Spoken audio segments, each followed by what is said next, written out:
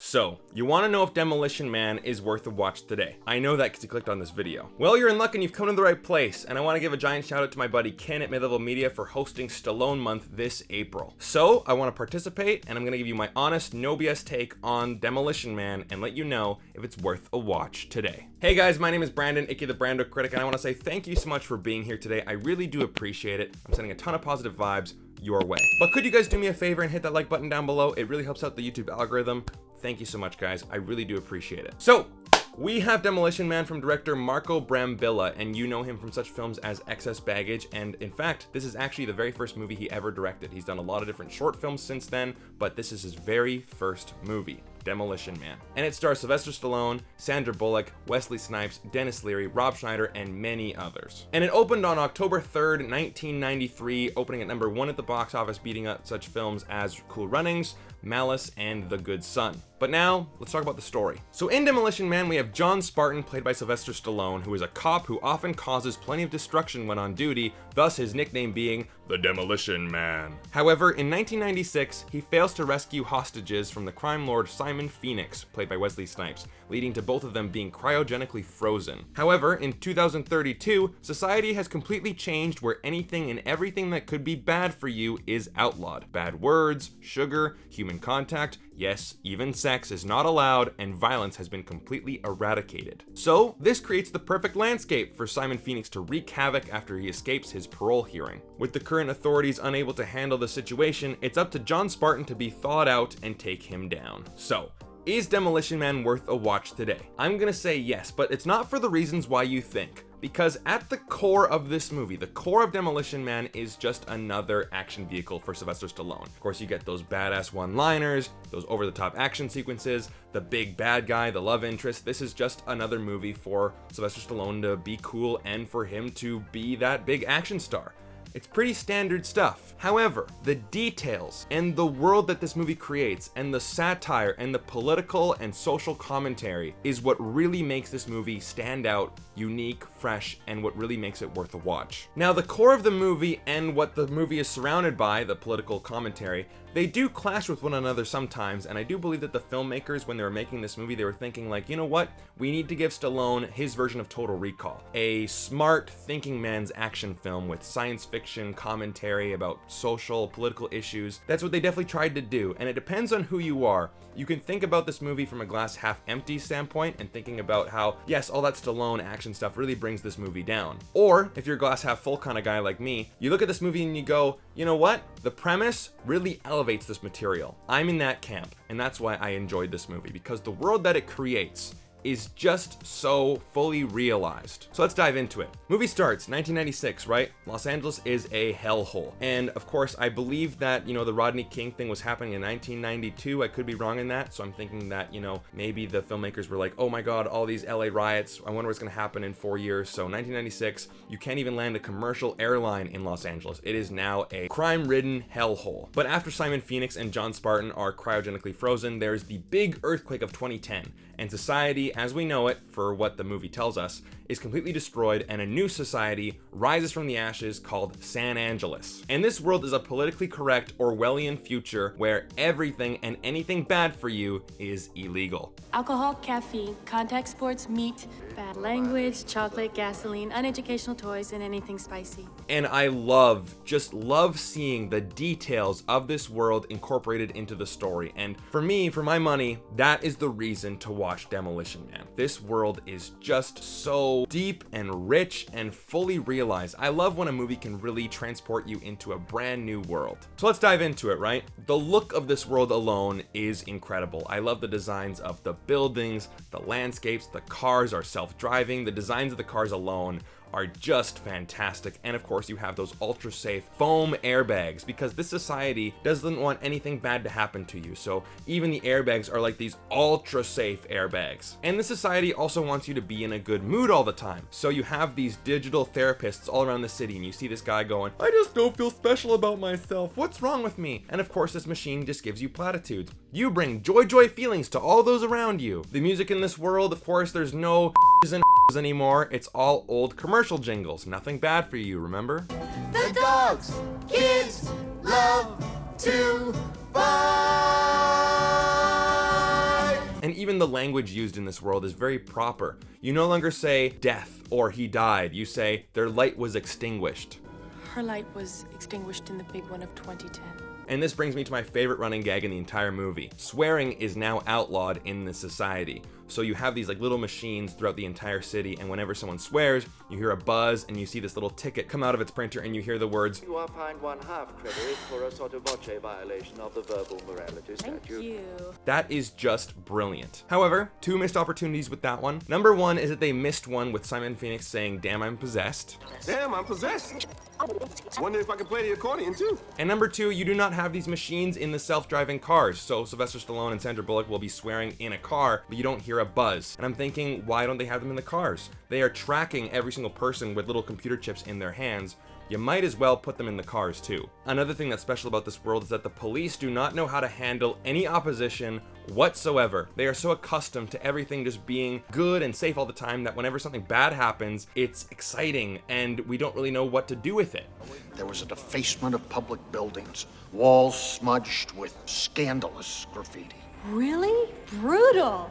Why wasn't there an all cars notified? This of course means that Simon Phoenix is a big problem in this movie because the police and the authorities don't know how to handle him. We're police officers.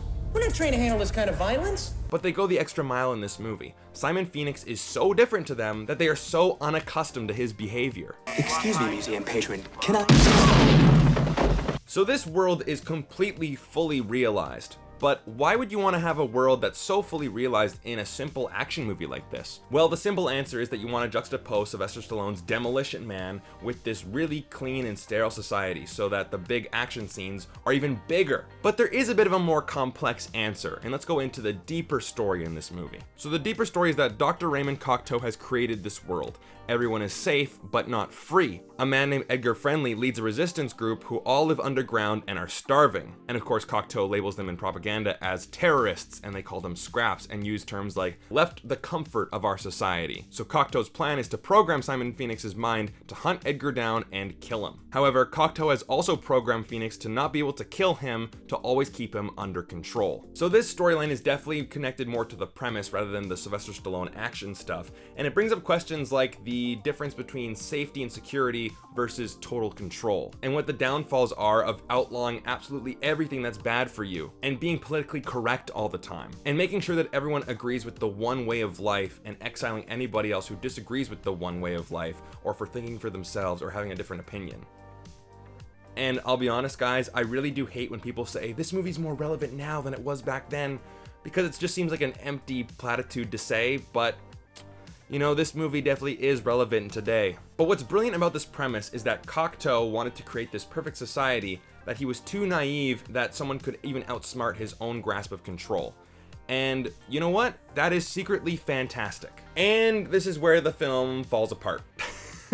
If you really start to think about it, this is where the film really starts to crumble, because you have to turn this into a Sylvester Stallone action film with this premise.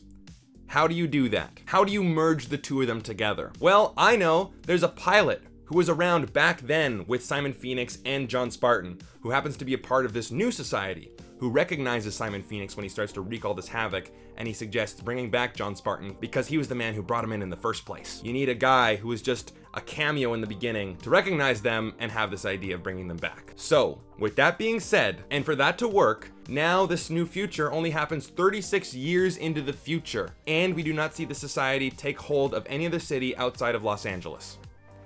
And I'm sorry, but that is very, very, very, very, very hard to believe. You cannot tell me that we've had this much change in society in one city in 36 years. I'm sorry, but you lost me there. But of course, that's really digging deep. And when you start to dig that deep, really any movie will fall apart, and this structure definitely starts to crumble. But I digress. How is the Sylvester Stallone action side of the story? Well, it's pretty standard, but it is fun. It's well acted, there's a lot of fun action, and there are some clever moments as well. And what's funny about this is that Sylvester Stallone is the most boring part of the movie. I mean, Stallone is Stallone. He's playing Sylvester Stallone. And if you like him, that's great. You'll like this movie. If you don't like him, then you might not like this movie. So it's kind of a take it or leave it. He doesn't really elevate the material or really dumb down the material in any way. He's just Sylvester Stallone. But the two performances that really make this movie, Sandra Bullock and Wesley Snipes. Sandra Bullock plays Lenina Huxley, and she is just fantastic. Now, she's a police officer in this new world, and she's really embraced all the rules, but she definitely has a longing for the 20th century. She has this fascination about it. She has all these things in her office, like a Lethal Weapon 3 poster. She watches Jackie Chan movies, and a great running gag as well. She would try to use old phrases that we used to use back in the 90s, and we still use today, and she fails miserably. He's finally matched his meat. You really licked his ass. That's met his match and kicked his ass. So I loved her character, and her performance is really great as well, but I only have one issue. Her entire purpose in this movie is that she wants action. What I wouldn't give for some action. She wants to feel that excitement in this bland, sterile environment. However, when she finally gets some action at the end, and she does kick a little bit of ass, John Spartan renders her unconscious so that he can fight Wesley Snipes' Simon Phoenix on his own. So Lenina Huxley in this movie kind of got gypped a little bit, but I will say that those glow rods sound so cool. Guess so. And of course we have Wesley Snipes, and he is just so over the top, just so silly. He really embraces the over the top nature of this movie, and he just has fun with it. He's definitely having a blast every second that he's on screen. He's badass, he's got a great soundtrack whenever he's on screen.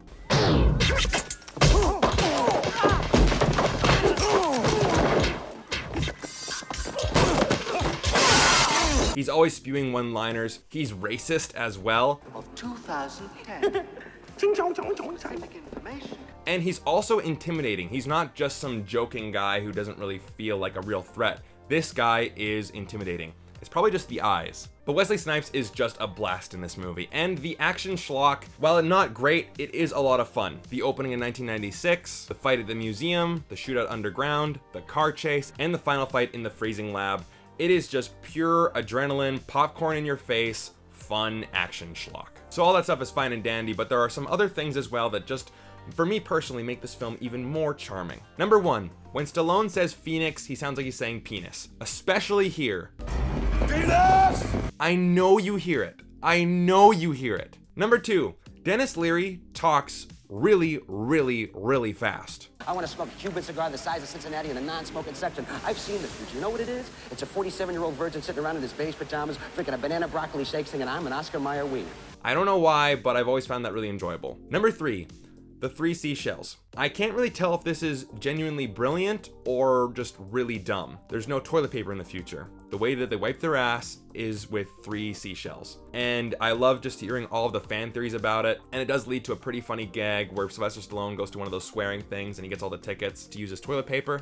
It's a pretty funny moment. And lastly, the Pizza Hut cut.